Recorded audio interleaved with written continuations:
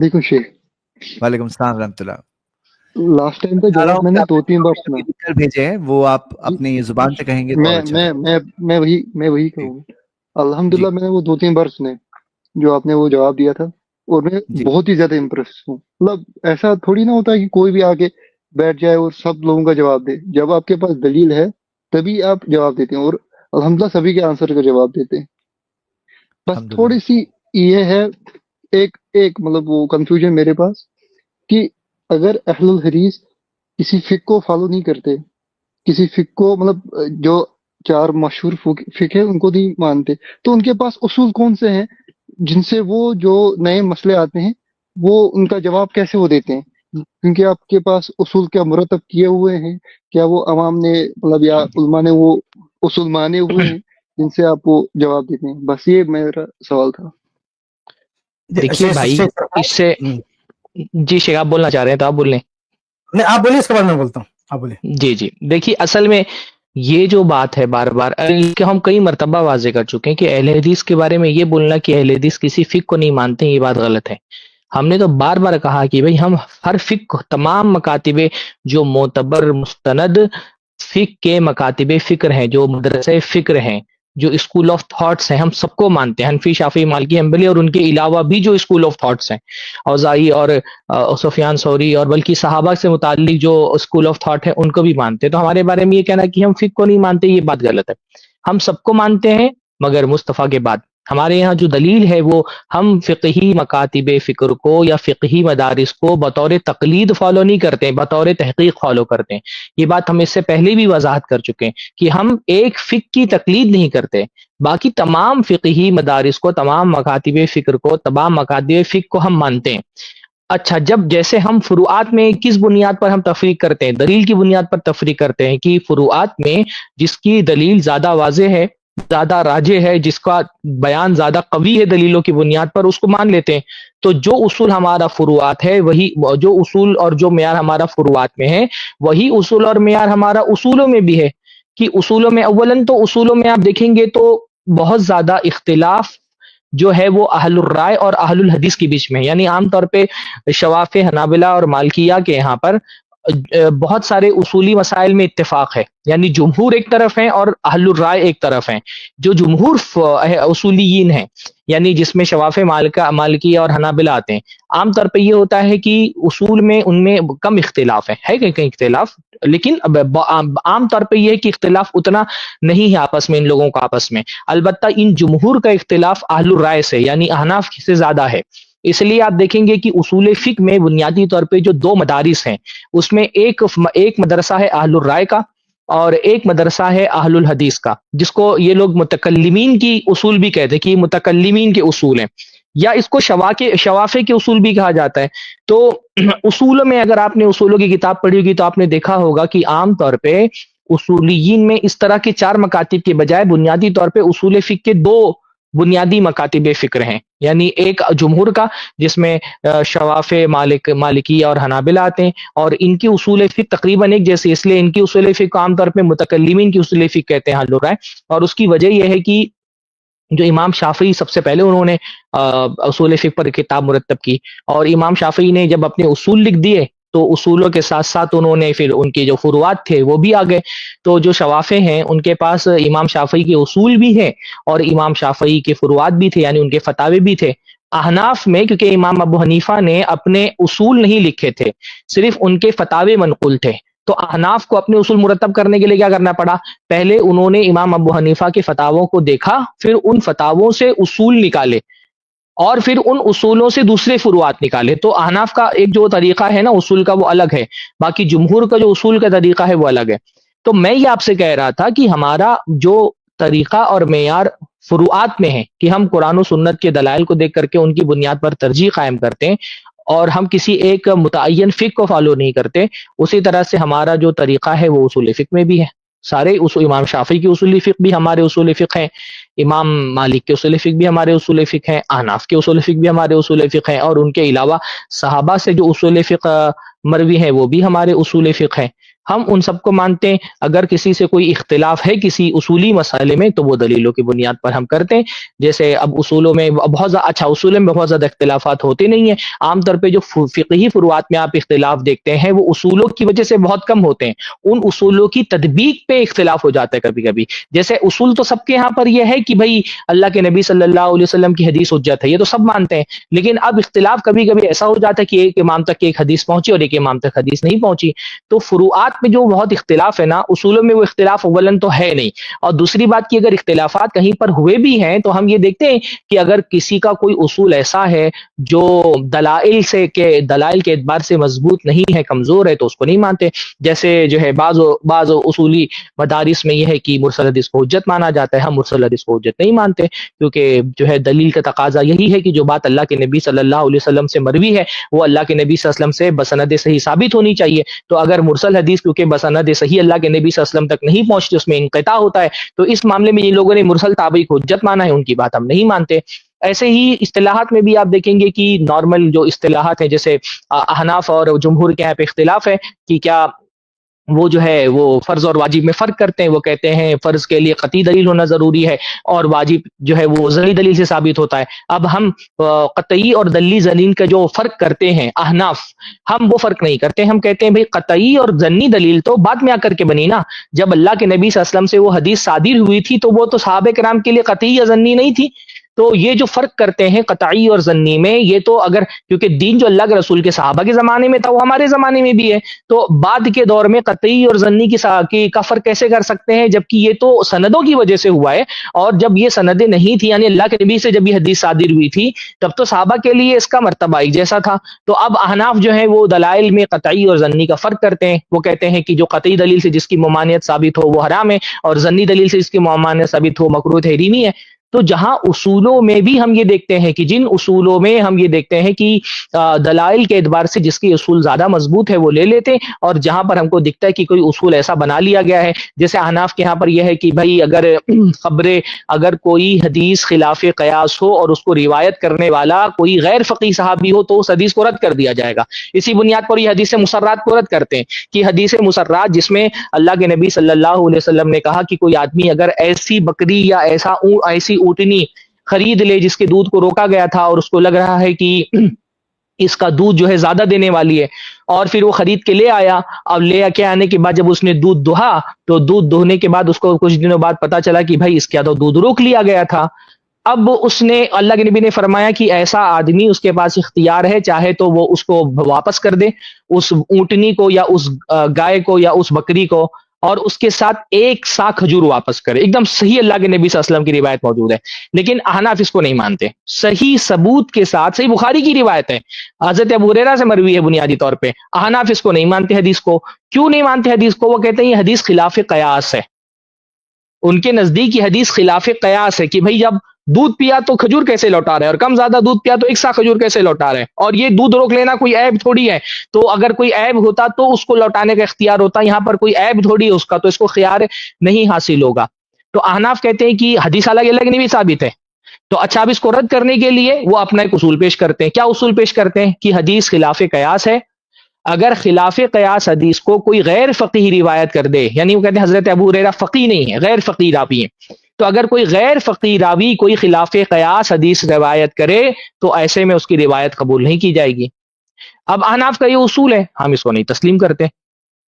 اور ہمارے پاس اس کی معقول وجہ ہے کہ بھائی اللہ کے نبی صلی اللہ علیہ وسلم کی حدیث آ گئی تو پھر اس کو خلاف قیاس کہنا خود اللہ کے نبی صلی اللہ علیہ وسلم کی حدیث کی گستاخی کہ آپ حدیث کو کہہ دیں کہ خلاف قیاس ہے. قیاس تو آپ نے گڑھائے، بلکہ اللہ کے نبی کی ثابت شدہ حدیث کو عقل کی بنیاد پر رد کر دینا خلاف قیاس ہے. یہ مطلب عقل کی مخالفت یہ کہ رسول اللہ کی حدیث آ جا رہی ہے اور آپ اس کو خلاف قیاس کہہ کر کے رد کر دیں.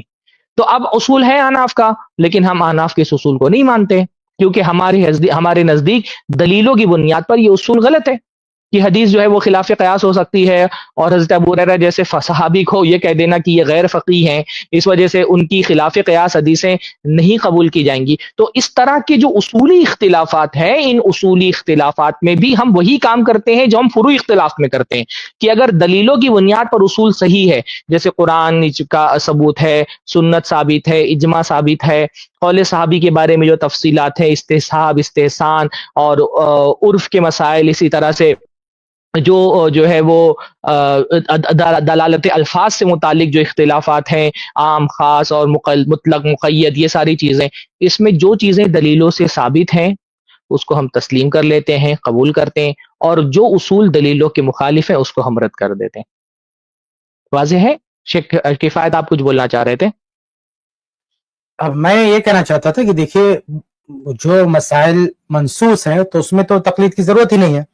تو یہ جو اہل حدیث کے بارے میں کہتا ہے کہ ان کے اصول اجتہاد کیا ہے، چلو اس کو ایک طرف رکھ دیں، کم سے کم اس دعوت کی طرف تو آ جائیں جو اہل حدیث پیش کرتے ہیں کہ بھئی جہاں نص سری آ گئی، جہاں اجتہاد کی ضرورت ہی نہیں ہے. بھئی اصول اجتہاد پر بات تب ہوگی نا جہاں اجتہاد کی ضرورت ہو. لیکن ہم کہتے ہیں کہ جن مسائل میں نص سری آپ کے سامنے پیش کر دی گئی ہے، اور جو فقہی کتابیں کہتی ہیں لا اجتہاد مع النص، ٹیکنیکل طور پر یہ رول پیش کرتی ہیں لیکن اس کو فالو نہیں کرتے، پریکٹیکل اس کو نہیں اپناتے. یعنی ٹیکنیکل طور پر یہ بتاتے ہیں کہ لا اجتہاد مع النص، لیکن پریکٹیکل جب اس کو اپلائی کرنے کی بات آتی ہے تو یہ مقلدین بھاگ جاتے ہیں، یعنی اس پہ عمل نہیں کرتے ہیں، کوئی نہ کوئی بہانہ، عذر اور یہ وہ دنیا بھر کی عذر تلاش کر کے اس سے بھاگنے کی کوشش کرتے ہیں. تو پہلی بات تو یہ بھیا کہ یہ جو آپ نے سوال کیا ہے کہ یہ اجتہاد کیسے کرتے ہیں، یہ سوال بعد میں، پہلے یہ تو اس کا جواب آپ دیجئے کہ یہ نصوص صریحہ کی پیروی کیوں نہیں کرتے ہیں مقلدین. یعنی جس باب میں نص صریح آ گئی اس کو کیوں نہیں مانتے بندے. اس کی کئی مثالیں ہم اس سے پہلے پیش کر چکے، جیسے جلسہ استراحت ہے، بین السجدتین جو ہے دعا پڑھنا ہے، ایسی بہت ساری چیزیں ہیں جو نص صریح آپ کے سامنے موجود ہے، بخاری کی روایات موجود ہیں، صحیحین کی روایت موجود ہیں، لیکن تقلیدی دنیا ماننے کے لیے تیار نہیں، نصوص صریحہ کی موجودگی میں اجتہاد کر رہے ہیں. تو پہلے یہ تو طے کیجئے، اس کا تو جواب ڈھونڈ کے آپ لائیے. ہم سے کہتے ہیں اہل حدیث اجتہاد کیسے کریں گے، ہم کہتے ہیں کہ آپ اتباع کیوں نہیں کرتے، جہاں اجتہاد کی ضرورت ہے وہاں قرآن حدیث کو کیوں نہیں مانتے. یہ بات ہوگی.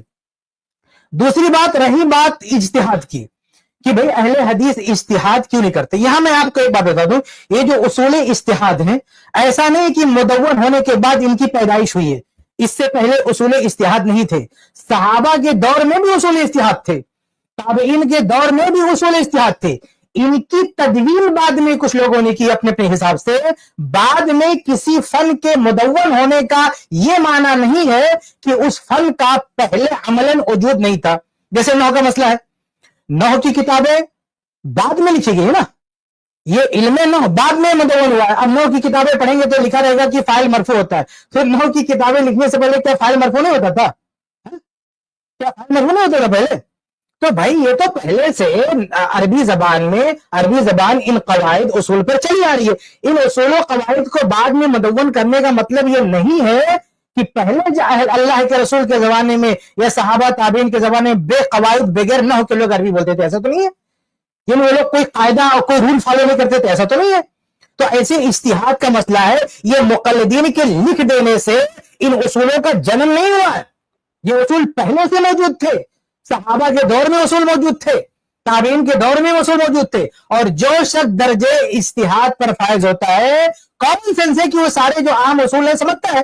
جیسے ایک جگہ کوئی نص عام ہے، دوسری جگہ خاص ہے، مجمل ہے، مفصل ہے، مطلق ہے، مقید ہے. یہ ایک عام عالم بھی اس کو سمجھتا ہے. یہ جو بعد میں فقہی کتابوں میں اصولوں کو جو مدون کیا گیا، اس سے پہلے ایک عالم ان ساری چیزوں کو سمجھتا ہے. یہ چیزیں انڈرسٹوڈ ہے کہ ان ساری چیزوں کو رعایت کی جائے گی. تو جو جنرل اصول الفقہ ہیں جس میں سب کا اتفاق ہے، وہ تمہارے لکھنے سے پہلے سارے علماء کے ذہن میں ان کو فالو کرتے ہیں. اب جیسے یہ رول ہے نا کہ بھئی عام خاص، کہ کوئی دلیل عام ہے اور کوئی خاص بات آ رہی ہے، خاص، تو اس عام سے اس خاص کو الگ کیا جائے. جیسے قرآن میں ہے حرمت علیکم المیتہ، مردہ تم نہیں کھا سکتے ہو. حدیث میں مچھلی مر گئی تو کھا سکتے ہیں. تو بھائی اس سے تخصیص تو ہر کوئی عالم کرے گا نا. تو یہ بھی تو اصول اجتہاد ہے. اس کو کون نہیں فالو کرتا ہے؟ اس کے لیے کیا تقلیدوں کی کتابیں پڑھنے کی ضرورت ہے؟ یعنی جو کامن اصول ہیں اصول اجتہاد ہے، یعنی جو قرآن پڑھتے ہی حدیث پڑھتے ہی قرآن و حدیث کے طلبہ کو ان کے علماء کو خود بخود وہ چیزیں معلوم ہو جاتی ہے، ان کو تقلیدی کتابوں میں پڑھنے کی ضرورت نہیں ہے، ایک عالم ان کو خود جو ہے سمجھتا ہے۔ دوسری بات یہ ہے کہ یہ جتنے لوگوں نے بھی جیسے کہ شیخ طرفار نے وضاحت کیا کہ اصول اجتہاد کو مدون کیا ہے، اصول فقہ مدون کیا ہے، اس میں بھی اہل الحدیث سب پر نظر رکھتے ہیں، سب سے استفادہ کرتے ہیں، لیکن کسی بھی اصول چاہے فقہ حنبلی کا ہو چاہے فقہ حنفی کا ہو، اگر وہ غلط ہے تو غلط ہے، اس کو فالو نہیں کرتے۔ جیسے فقہ حنفی میں یہ بات ملتی ہے کہ بھائی وہ خبر واحد سے آپ تخصیص نہیں کر سکتے، ہم نہیں مانتے اس کو۔ اب اس اصول کو جو فقہ حنفی فالو کرے گا کہاں ٹھوکر کھائے گا۔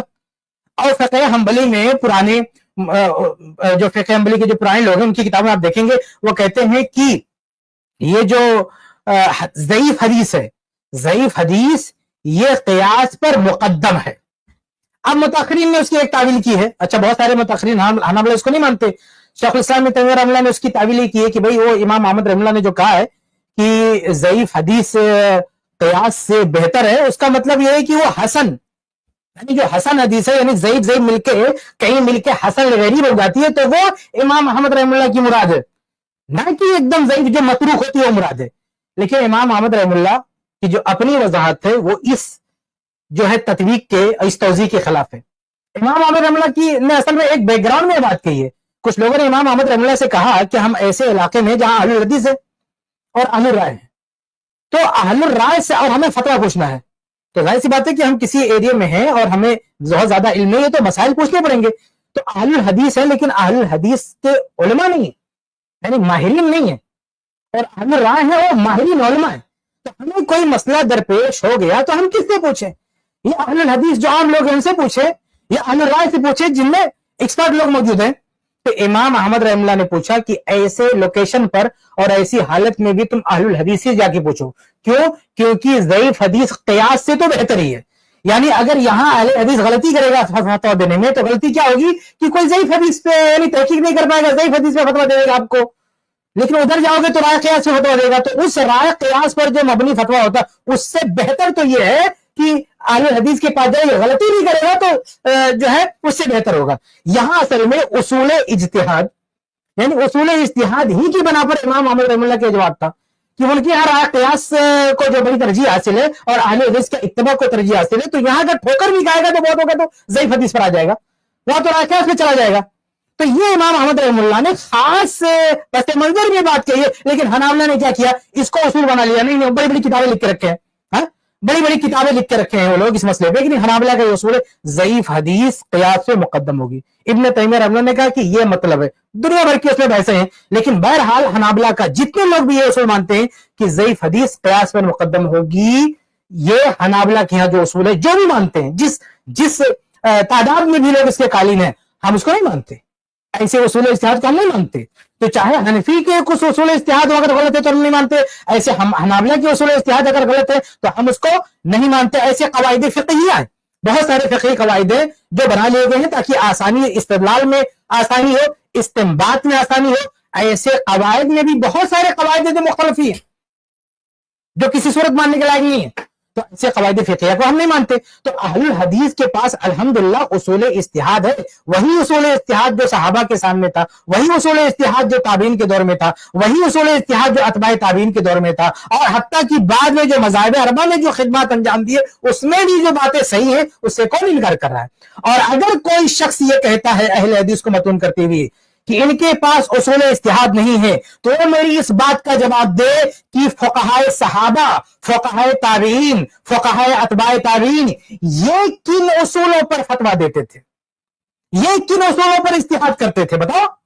اگر اہل الحدیث کے پاس اجتہاد کے اصول ہے ہی نہیں تو اللہ کے بندے جب مذاہب اربعہ کی پیدائش نہیں ہوئی، یہ تمذہب کی ڈیٹ آف جو برتھ ہے اس سے پہلے جو علماء تھے، فقہائے صحابہ، علماء صحابہ، فقہائے تابعین، ان کے پاس اصول اجتہاد کہاں سے تھے بھائی؟ ان کے فقہاء کیسے استدلال کرتے تھے؟ ان کے علماء کیسے اجتہاد کرتے تھے؟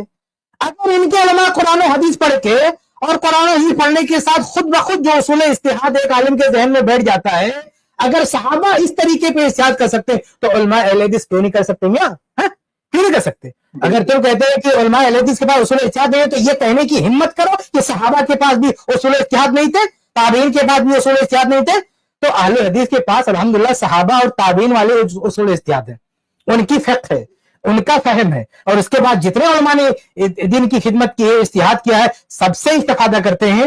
اور جہاں جہاں ان کو لگتا ہے کہ بھئی اس مسئلے میں احناف کا جو اصول اجتہاد ہے یہ قرآن و حدیث سے مستنبط ہے, یہ درست ہے, اس کو مانیں گے. اگر کہیں لگے گا کہ یہ حنابلہ کا جو اصول اجتہاد ہے, یہ انہوں نے جو مدون کیا ہے, لکھا ہے, یہ یقیناً بہتر ہے, اس کو مانیں گے. لیکن کسی کو لاک نہیں کریں گے, کوئی تقلیدی دنیا نہیں بنائیں گے. تقلیدی اور تمذہب کی دنیا ایسی ہے جس نے اپنے فتاوی بھی ایک کنویں میں بند کر دیے ہیں اور اصول اجتہاد بھی ایک کنویں میں بند کر دیے ہیں. یہ لوگ جب اجتہاد کریں گے تو یہ جو کہتے ہیں نا کہ اس میں فلاں امام احمد رحم اللہ کے قول کو چھوڑ دیا, امام ابو حنیفہ رحم اللہ کو قول کو چھوڑ دیا, تو امام ابو حنیفہ رحم اللہ کا قول چھوڑتے ہوئے بھی وہ اصول اجتہاد جو فقہ حنفی کے ہیں ان سے باہر نہیں جاتا.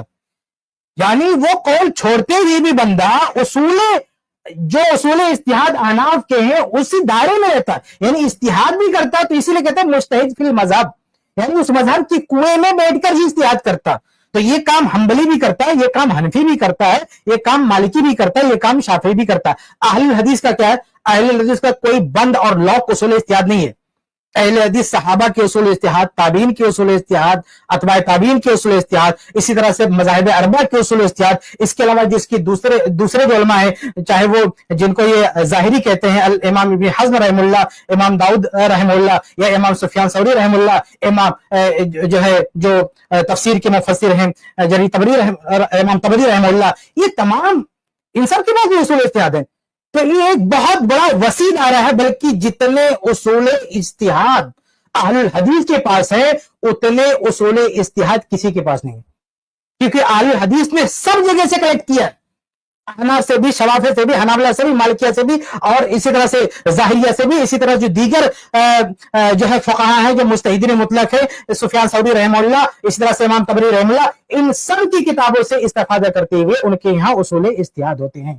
جی شیخ جس استاد کے پاس میں پڑھتا ہوں نے پہلے دن ہمیں یہ سکھایا کہ نص پہ کوئی اجتہاد نہیں کیا جاتا, اور آپ نے کہا کہ آپ نے کہا کہ وہ یہ بات تو اپنی کتابوں میں لکھتے ہیں لیکن پھر اس بات کو چھوڑ کے نص پہ بھی اجتہاد کرتے ہیں. کیا آپ یہ صحیح میں ہوتا نہیں؟ میں پروف کر رہا ہوں نا بھائی, صحیح بخاری کی حدیث سے صحیح بالاجماع.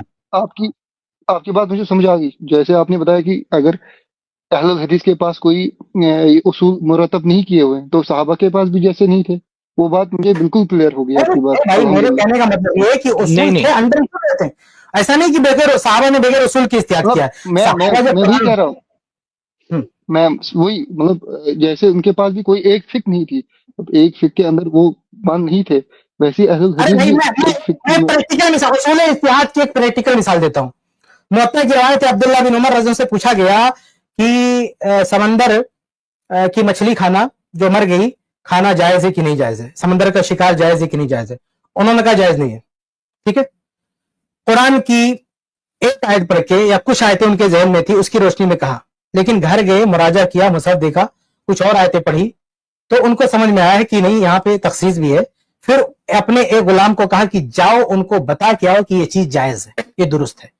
تو ایک بات پہلے کہی, بعد میں جب انہوں نے ساری آیتوں کو ملا کے دیکھا تو ظاہر سی بات ہے جب ملایا تو فوراً ایک اصول اختیار سامنے آیا نا کہ یہ ایک آیت ہے تو ایک ساتھ یہ بھی آیت ہے, تو ہم دونوں کو یعنی عام خاص مطلق مقید سب کو سامنے رکھتے ہوئے فتویٰ دینا پڑے گا نا. تو صحابہ سب کو سامنے رکھتے ہوئے فتویٰ دیتے تھے. یہ اصول اجتہاد ہر مجتہد فالو کرتا ہے, یعنی ہر مجتہد کے پاس اصول اجتہاد ہوتے ہیں, اس کو لکھنے کی ضرورت نہیں ہے, بخود اس کے پاس جو ہے اصول اجتہاد ہوتے ہیں. آپ ایک بچے کو, میں کہتا ہوں آپ ایک چھوٹے سے بچے کو کسی اچھی عربی بولنے والے کے یہاں ڈال دیں پیدا ہوتے ہی, یعنی ایسی فیملی سعودی عرب میں کہیں پہ بھی جو خالص عربی بولتے ہیں, فصیح و بلیغ عربی بولتے ہیں, اس بچے کو ڈال دیں اور والدین ہمیشہ عربی ہی بولتے ہوں, یہ بچہ بڑا ہو کے عربی ہی بولے گا, گرچہ کوئی نحو کی کتاب نہ پڑھے, کوئی صرف کی کتاب نہ پڑھے, پھر بھی عربی کیسے عربی بولے گا بغیر نحو سے پڑھے ہوئے؟ وہ پریکٹس یعنی پریکٹیکل اس کے پاس ہے عربی.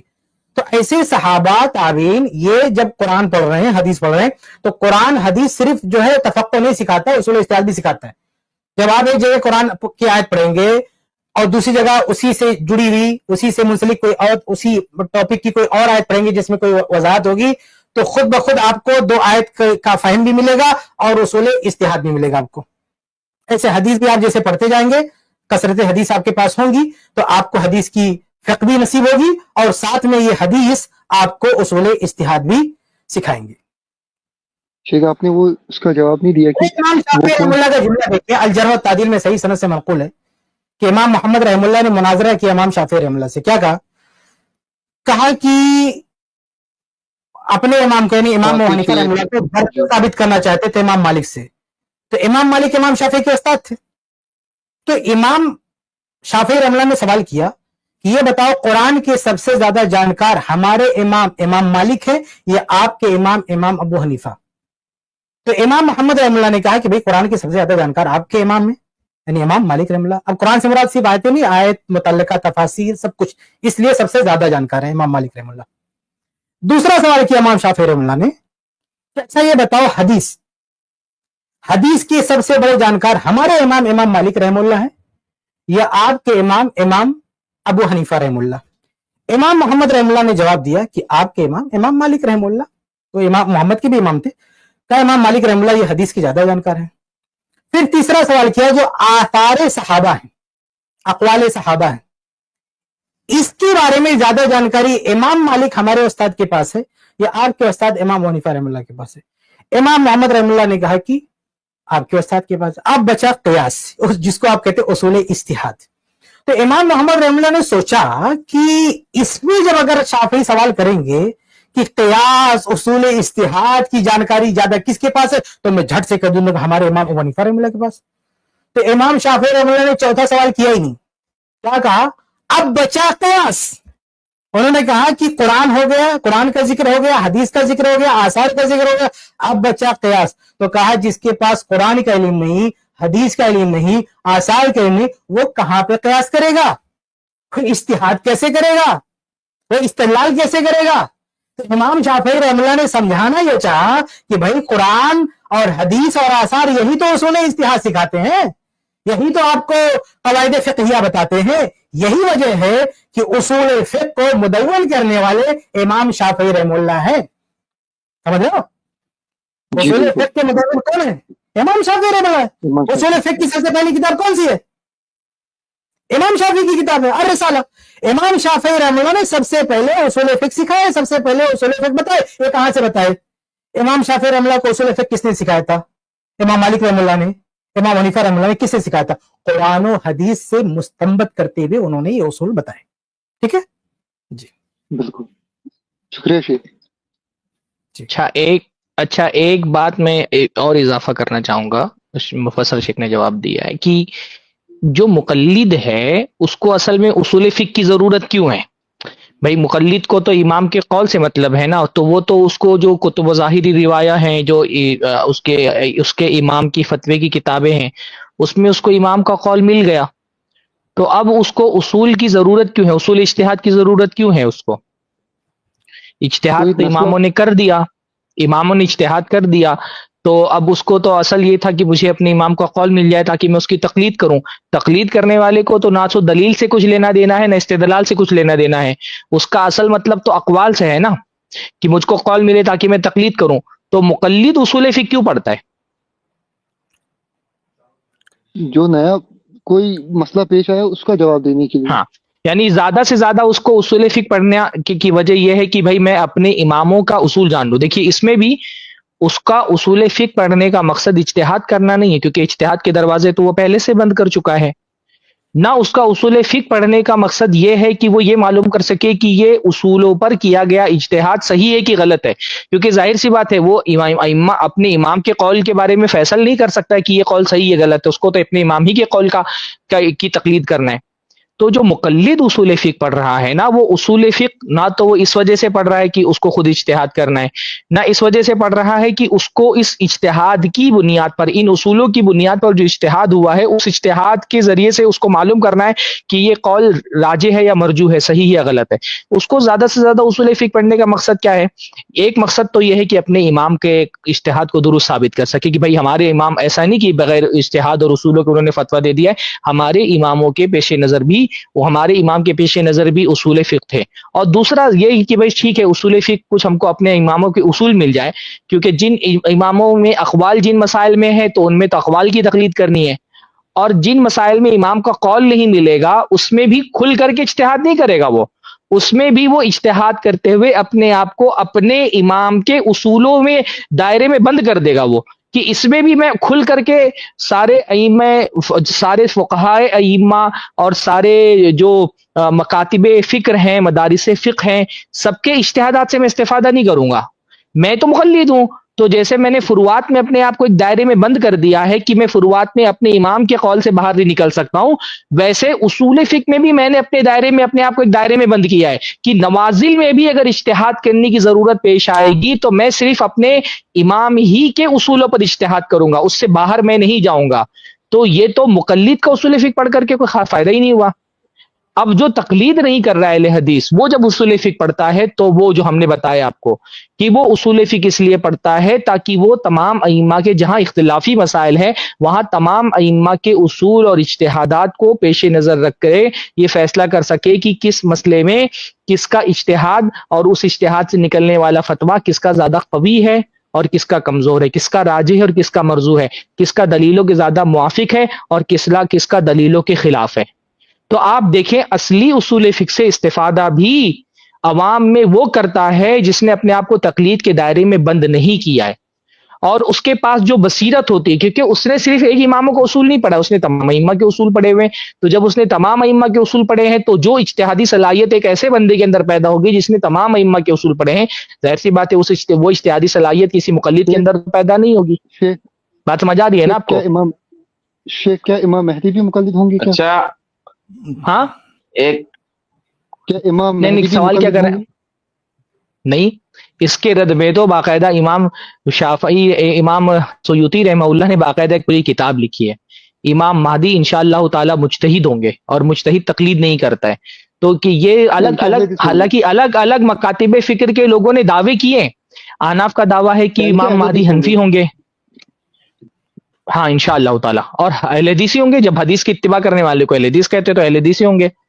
ہر الگ الگ فقہ کا، الگ الگ فقہوں کا تقلید کرنے والوں نے یہ دعویٰ کیا ہے کہ امام مہدی جو ہے وہ ان کے مسلک کو فالو کریں گے۔ حتیٰ کہ امام حضرت عیسیٰ کے بارے میں دعویٰ کیا کہ حضرت عیسیٰ جو ہے وہ حنفی فقہ کو فالو کریں گے۔ آپ کو حنفی کتابوں میں ایسی بھی مثالیں مل جاتی کہ فلاں فلاں صاحب نے جو ہے وہ امام ابو حنیفہ سے بتانے کے بذریعے خواب جو ہے وہ علم حاصل کیا، اور اس کے بعد اتنی کتابیں لکھے اور اس کو دریا میں پھینک دیا ہے، اور پھر جب امام مہدی آئیں گے یا حضرت عیسیٰ آئیں گے تو ان کتابوں کو نکالیں گے، پھر اس کے مطابق وہ فقہ نافذ کریں گے، تو حضرت عیسیٰ کے زمانے میں بھی جو فقہ ہوگی وہ حنفی فقہ ہوگی۔ اس طرح کے دعوے تو ہر کسی نے کیے، لیکن ظاہر سی بات ہے کہ جو منہج اہل حق ہے اسی منہج اہل حق کی اتباع امام مہدی بھی کریں گے اور امام شافعی بھی امام حضرت عیسیٰ بھی کریں گے۔ اور منہج حق کیا ہے کہ قرآن و سنت کی اتباع کی جائے، تو انشاءاللہ تعالی وہ بھی قرآن و سنت کے متبع ہوں گے۔ ٹھیک۔ اچھا، یہ جو اصول فقہ میں ایک چیز یہ بھی ہے کہ جو اصول فقہ انہوں نے بنائے ہیں ان میں بھی بہت دفعہ ان کا مقصد امام کی تائید اور حدیث کا جواب پیدا کرنا ہوتا ہے، یعنی ایسے اصول فقہ جن کا یہ مقصد ہو اور جو اس لیے بنائے ہوں ان کی ضرورت ہی کیا اہل حدیثوں کو۔ جیسے مثال کے طور پر ان کا ایک اصول ہے کہ امام کا فتویٰ جو ہے، جیسے بھی سرفراز بھائی نے ذکر کیا نا کہ غیر فقیہ کی روایت ہو اور خلاف قیاس ہو تو قابل قبول نہیں ہے، یہ بھی جو ہے حدیث کا جواب پیدا کرنے کے لیے اصل اصولاً یہ فقہی اصول ہے ہی نہیں، یہ فقہی اصول ہے ہی نہیں، یہ حدیث کا جواب پیدا کرنے کے لیے ہے اور اپنے امام کو مدلل کرنے کے لیے ہے۔ تو اسی طریقے سے یہ اصول بھی کہ امام کا فتویٰ تصحیح للحدیث، فتویٰ الامام تصحیح للحدیث، کہ امام کا فتویٰ جو ہے کسی حدیث کی تصحیح ہوتا ہے۔ اب یہ کیا ہے؟ ظاہر سی بات ہے اس کا مطلب یہ ہے کہ امام کو مدلل کرنا ہے، اور حدیث اگر کہیں امام کے خلاف آ گئی ہے تو اس کا جواب دینا ہے. تو اصول فقہ میں ایک بڑا حصہ، خاص طور پہ ہمارے جن سے ہمارا سامنا ہے احناف بھائیوں کا، ان کا ایک بڑا حصہ اصول فقہ کا تو حدیثوں کا جواب پیدا کرنے کے لیے ہے، یا امام کو کسی طرح مدلل کرنے کے لیے ہے. اصولی طور پہ وہ اصول نہیں، اصولی طور پہ وہ اصول نہیں، بلکہ اصول کرخی میں یہ چرخی بھی چلائی گئی ہے کہ کل آیت او حدیث یخالف قول امامنا فهو منسوخ او مؤول. تو یہ جو پوری صراحت اس طرح، اس کچھ الفاظ میں زبانی بول رہا ہوں، ادھر ادھر الفاظ ہو سکتے ہیں، اس طرح کی باتیں لکھی گئی ہیں کہ بھئی ہر آیت یا ہر حدیث جو ہمارے مذہب کے خلاف ہے یا ہمارے امام کے قول کے خلاف ہے وہ منسوخ ہے یا مؤول ہے. اب یہ اصول کرخی میں کیا کر رہا ہے بھائی؟ یہ پورا اصول، یہ اصول اجتہاد ہے، یہ ان کے ہاں اصول اجتہاد ہے بھائی، کہ اگر حدیث آ بھی گئی تو اس کی آپ کو تعویل، آیت بھی آ گئی تو تعویل کرنا ہے، حدیث بھی آ گئی تو تعویل کرنا ہے. ہمارے مذہب کے خلاف، ہمارے امام کے خلاف آ گئی تو اس کی کوئی نہ کوئی تعویل ہی کرنا ہے. تو یہ کون سے اصول اجتہاد ہے بھائی؟ یہ جس بندے نے لکھا، یقیناً کچھ ایک طبقہ تو ہوگا نا جس کو مانتا ہے، جس کی یہ ذہنیت ہے. تو یہ فساد مچایا ہے نا تقلیدی دنیا نے. جزاک اللہ خیرہ، بہت ہی بہترین ڈسکشن تھا. ایک میں سمجھتا ہوں ایک اچھے لیول تک ڈسکشن ہوا، اور میں آپ لوگوں کو بتا رہا ہوں بیک سٹیج ایک بھائی آئے تھے جنہوں نے کہا کہ میں تقلید پہ بات کرنا چاہ رہا ہوں، پھر وہ غائب ہو گئے. مجھے ایسا لگا کہ ان کو لگتا ہے جواب مل گیا ہوگا، اسی لیے چلے گئے. شکریہ، مجھے بھی جواب مل گیا انشاءاللہ. آپ اپنا بتائیں، آپ کو یہ باتیں سمجھ میں آ رہی ہیں یا نہیں آ رہی؟ جی بھائی صاحب نے کہا ان کا تذکرہ سن لیجیے. الحمدللہ. تقلید سے متعلق جو آپ کے شبہات تھے یا تمذہب سے متعلق، تو شبہات ختم ہو گئے آپ کے؟ الحمدللہ بہت حد تک ختم ہو چکے ہیں. بہت حد تک. کیونکہ دراصل آپ نے جو یہ بات کہی نا شیخ ابھی، کہ جو نصب اجتہاد والی بات جو آپ نے کہی ابھی، کہ نصب اجتہاد کیا جاتا ہے، کہا تو یہ جاتا ہے کہ نصب اجتہاد نہیں کیا جائے گا، لیکن بعد میں نصب اجتہاد کیا جاتا ہے. وہ بات قبول کرنا تھوڑا سا مشکل ہو رہا ہے، کیونکہ وہ جو فقہی کتابوں میں ہے نا، لا اجتہاد مع النص، یہ جو اصول ہے یہ ٹیکنیکل طور پہ اس کو پڑھتے ہیں، پڑھاتے ہیں، ذکر کرتے ہیں، فالو بھی کرتے ہیں، اس کے امپلیمنٹ نہیں کرتے، اس سے انکار نہیں ہے. لیکن جہاں مذہب پر آنچ آتی ہے، جہاں تعصب کی رگ پھڑکتی ہے، تو وہاں اس کو بالائے طاق رکھ دیتے ہیں، وہاں بالکل بھی اس کا خیال نہیں کرتے، اور نص سے سری ہونے کے باوجود بھی اجتہاد ترک نہیں کرتے. آپ بتائیں نا، ابھی جو میں نے اصول کرخی کی چرخی سنائی چلائی آپ کے سامنے، وہ کیا ہے کہ کل آیت او حدیث، ہر آیت یا حدیث ہمارے مذہبی امام کے قول کے خلاف ہو تو مؤول ہے. تو آپ اس کی کوئی تعویل کریں گے، نص سے سری کی بھی کوئی نہ کوئی تعویل کر دیتے ہیں. نص سے سری کی، جیسے میں حنفیوں کی مثال دوں، احناف کی مثال دوں. ابھی کسی اسٹریم میں ایک شخص آیا تھا، اس نے وہ حدیث پیش کی تھی ابو حمید ساعدی رضی اللہ تعالیٰ عنہ کی، کہ اس میں رفع الیدین کا ذکر نہیں ہے. تو میں نے کہا اس کے لاسٹ میں ذکر ہے تورک کا، کہ آپ نے پاؤں سائڈ سے نکال کے آپ نے ران پہ آپ بیٹھے تھے. تو حنفی دنیا کیا کہتی ہے کہ یہ دیکھیے نص سے سری ہے، حدیث صحیح ہے، صحیح بخاری میں، اور نص سے سری ہے. اب اجتہاد کی کوئی گنجائش ہے نہیں ہے. اب اگر اپنے جو احناف کا اجتہاد کیا ہے کہ تورک نہیں ہے، نماز میں تورک نہیں ہے، حنفی اجتہاد ہے. اس حدیث کے صحیح بخاری میں اس حدیث کے آنے کے بعد احناف کا جو تورک والا اجتہاد ہے وہ ختم ہونا چاہیے کہ نہیں ہونا چاہیے؟ بتائیے. بالکل ختم ہونا چاہیے، کیونکہ لا اجتہاد اب نص سے سری ہے، اس لیے یہ اجتہاد ختم ہو جانا چاہیے. اب ان حنفی دنیا نے، تمذہب کی دنیا میں کیا گل کھلایا؟ 2 گل کھلایا. پہلا، صحیح بخاری میں ہونے کے باوجود بھی اس حدیث کو ضعیف کرنے کی کوشش کی. کوئی عام آدمی نے نہیں کوشش کی، امام طحاوی نے کوشش کی، اتنے بڑے محدث نے اس کو ضعیف کرنے کی جو ہے کوشش کی، صرف اس لیے کہ ہمارا اجتہاد برقرار رہے، ورنہ ہمارے اجتہاد کو ڈیمیج کر رہی ہے حدیث.